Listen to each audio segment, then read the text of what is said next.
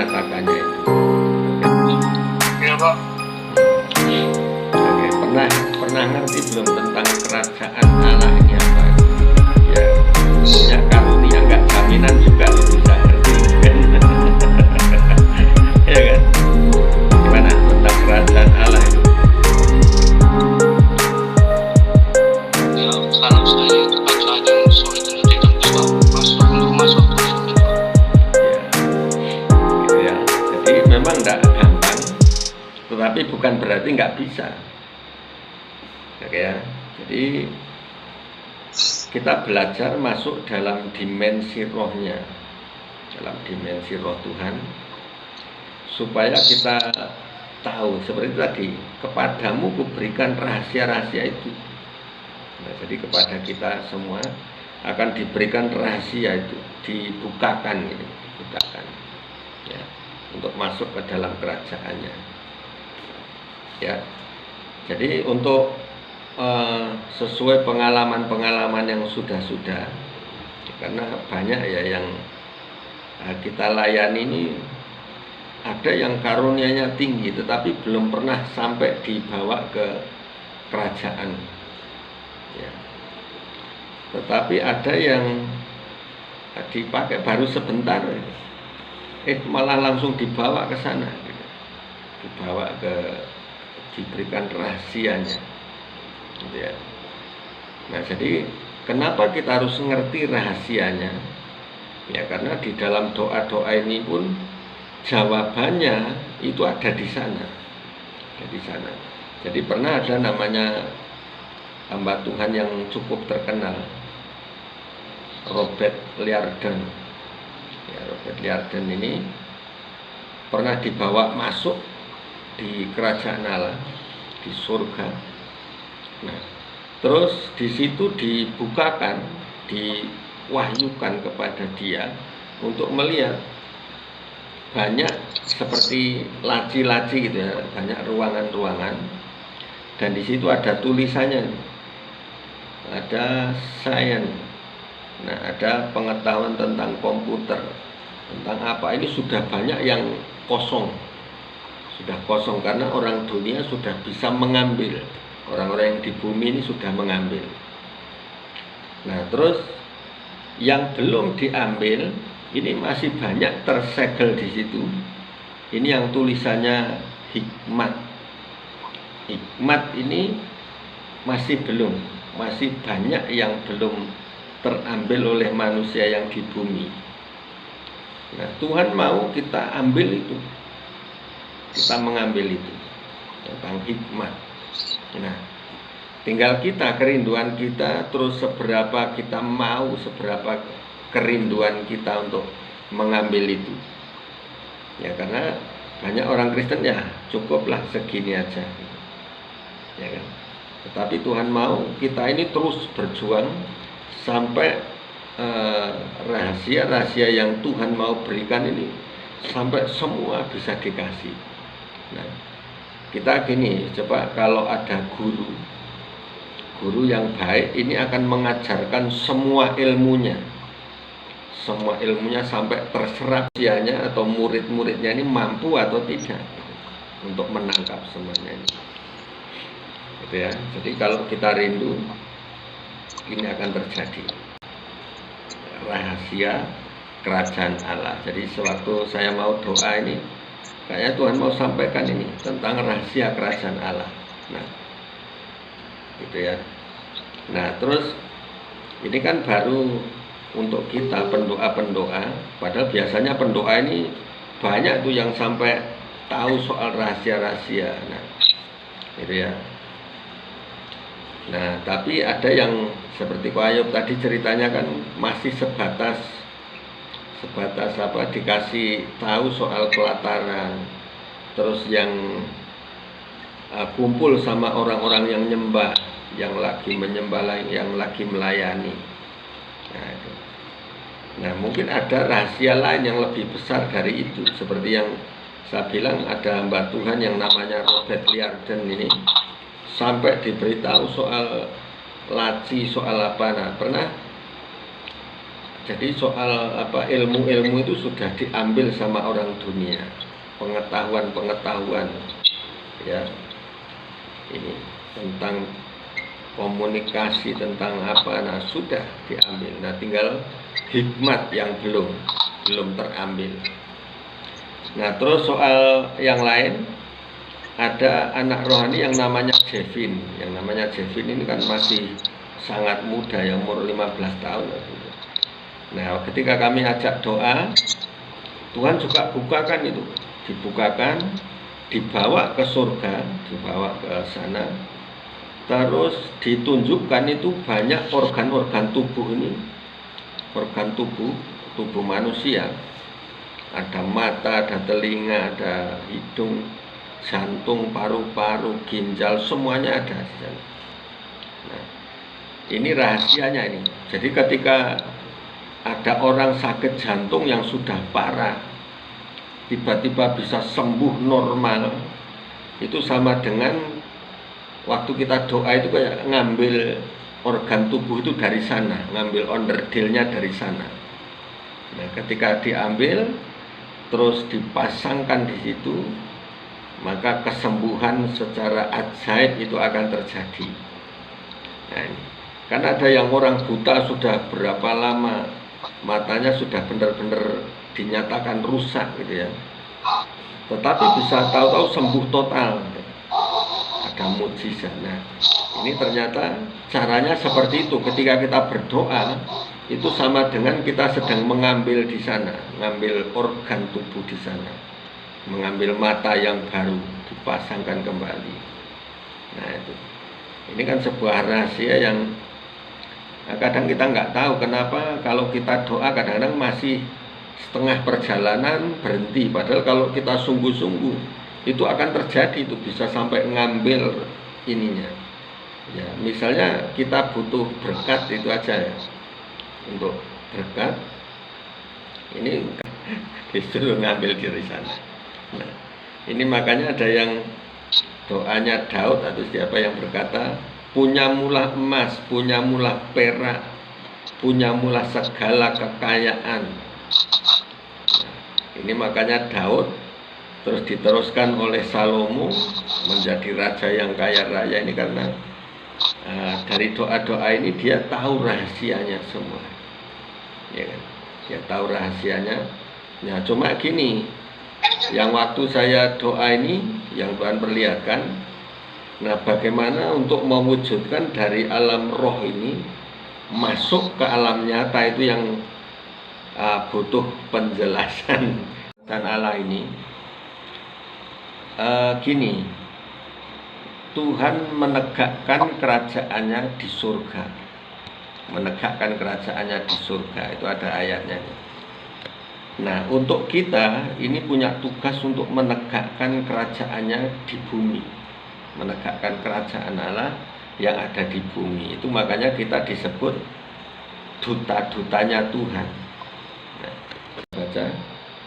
Tetapi Yesus berkata, setiap orang yang siap untuk membajak tetapi menoleh ke belakang tidak layak untuk kerajaan Allah. Jadi kenapa sih kerajaan Allah kok sudah dekat gitu kan? Seperti kalau doa Bapa kami kan, datanglah kerajaanmu di bumi seperti di surga. Nah itu, datanglah kerajaanmu di bumi seperti di surga ya. Nah ini jadi kenapa sih disebutkan kerajaan Allah sudah dekat? Ini yang pertama. Nah, kita harus tahu dulu kerajaan Allah itu apa gitu. Kerajaan Allah itu apa? Kalau ayat-ayat yang lain kan menjelaskan kerajaan Allah tidak terdiri dari kata-kata saja, ya kan? Tetapi dari firman, kebenaran, sukacita oleh Roh Kudus. Artinya itu apa sih? Ada satu suasana yang atau hadirat Tuhan yang kita bisa rasakan, ya kan? Maksudnya walaupun sekarang ini di bumi, tetapi bisa merasakan suasana surgawi itu, ya kan? Jadi suasana surgawi ini kan ternyata penuh damai sejahtera, sukacita, gitu ya. Intinya itu adalah suasananya ya. Tapi kalau dijelaskan sangat luas itu kerajaan Allah ini, banyak yang mengatakan kerajaan Allah adalah surga, ya kan. Tapi ini dalam sisi lain, kerajaan Allah itu maksudnya suatu suasana atau suatu dimensi. Jadi waktu ya kita di dunia tapi bisa masuk ke dalam dimensinya roh Tuhan. Ya, masuk dimensi kerajaan Allah itu. Itu makanya kerajaan Allah sudah dekat. Tetapi ketika Tuhan Yesus menjelma menjadi manusia, ya menjadi manusia, ini sesuatu yang beda. Kenapa Tuhan sampai menjadi manusia? Ini alasannya. Kenapa sampai Tuhan mau jadi manusia? Ini kan banyak tanda tanya ini. Nah, ya, jadi Tuhan mau kita ini bisa mengenal secara dekat, ya lebih dekat. Karena kalau di Yohanes 1 itu kan dia sudah menjadi daging dan dia itu bersama-sama dengan kita, artinya bisa bersama-sama dengan manusia tanpa ada resiko. Kayak kalau zaman dulu begitu lihat Tuhan itu bisa bahaya itu. Megang tabutnya aja kalau bukan orang yang dikhususkan, maksudnya imam-imam yang lagi bertugas, itu bisa tahu-tahu Tuhan marah, wah, orang bisa kebakar kan. Tetapi ketika Tuhan menjadi manusia, menjadi dalam diri Yesus, itu tinggal di dalam daging, sehingga kita bisa sangat dekat dengan Dia.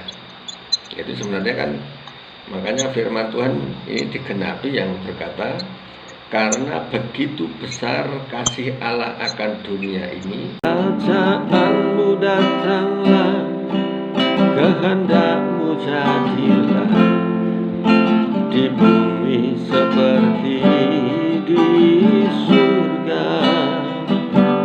Kerajaanmu datanglah, kehendakmu jadilah di bumi seperti di surga. Muliakanlah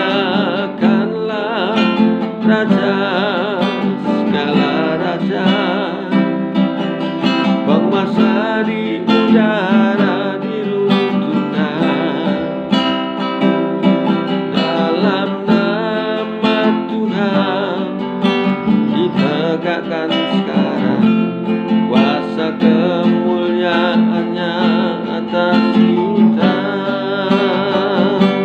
Kerajaanmu datanglah, kehendakmu jadilah di bumi seperti di surga. Di bumi seperti di surga. Yang kuliah itu banyak bencana kayak dari air itu, Pak. Bencana dari air. Artinya yang Air banjir. itu kan kalau tenang kan bisa bermanfaat bagi kita. Kalau deras bisa jadi banjir. Kalau besar bisa jadi tsunami. Itu sih, Pak. Banyak di Indonesia yang kayak banjir itu banyak masih yang ditakuti tsunami. Nah, itu.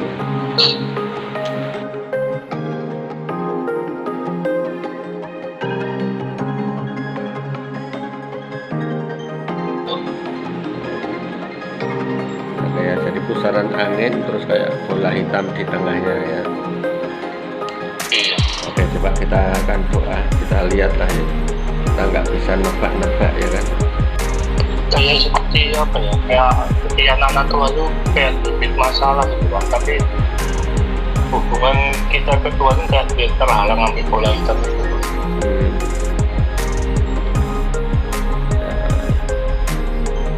masalah, pusarane itu masalah, Iya, bola hitam yang menghambat gitu ya. iya, menghambat hubungan kita sama Tuhan. Kayak aku kita punya masalah kan seharusnya kan minta berdoa kepada Tuhan ya. Seperti kita gak fokus ke Tuhan sama mau fokus ke masalah itu. Iya. Oke ya, berarti kita doa gimana yuk? Kalau bola itu pecah mau kayak dibawa Tuhan ke suatu tempat gitu Pak. Terus Nah di sana itu masuk ruangan, di tengah ruangan tuh banyak kayak benang berwarna langit gitu, Pak. benang. Nah benang itu disuruh benerin Pak, diluruskan Pak, katanya warna merah ke merah, putih ke putih, biru ke biru. Ya itu mah Semerabut kita harus meneri benang ruwet berarti ya.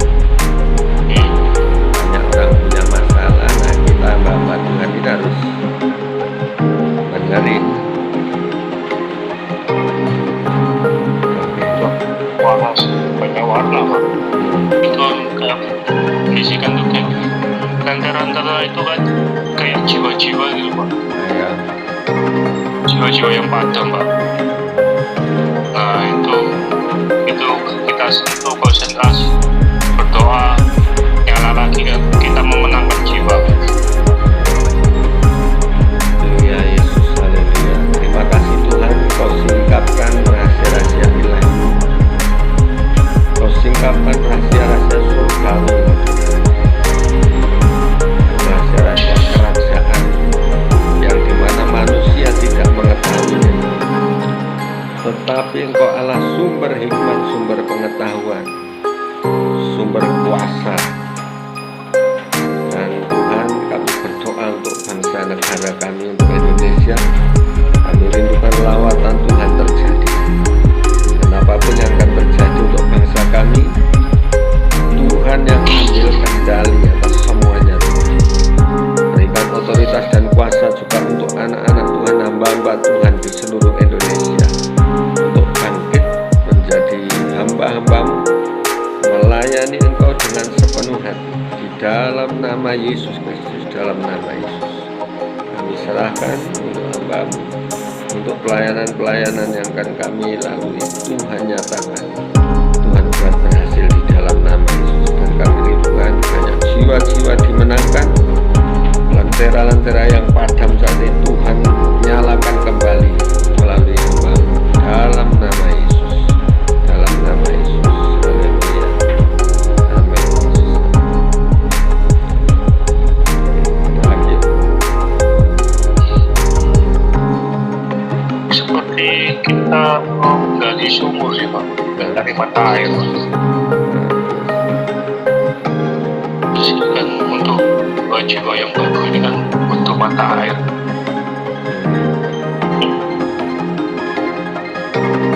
Kita kayak suruh gali sumur.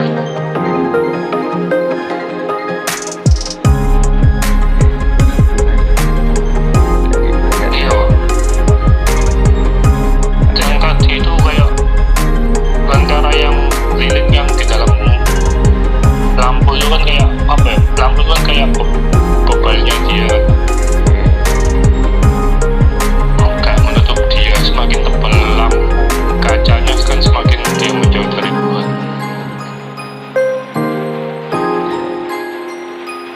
Untuk kuasa Tuhan gitu. Iya. Karena kita digerakkan untuk menyalakan lentera antara dan untuk menangkan jiwa-jiwa.